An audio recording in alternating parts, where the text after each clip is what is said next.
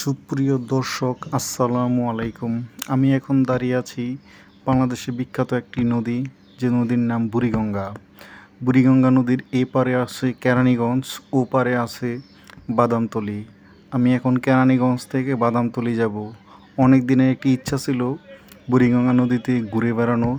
আজকে সে সময় এবং সুযোগ পেয়েছি, তাই চলে যাচ্ছি কেরানীগঞ্জ থেকে বাদামতলী ঘাট।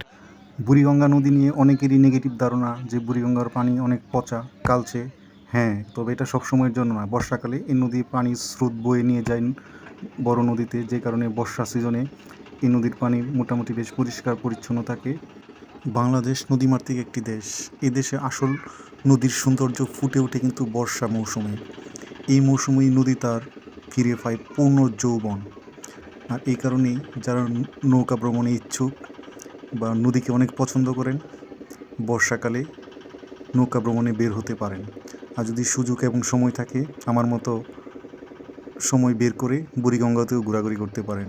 কেরানীগঞ্জ ঘাট থেকে বাদামতলী ঘাট নৌকা যুগে মাত্র 5 টাকা, এবং ঘাটের ফি দিতে হয় 5 টাকা। টোটাল 10 টাকা যাবে এপার থেকে ওপার আসা যাওয়া করতে।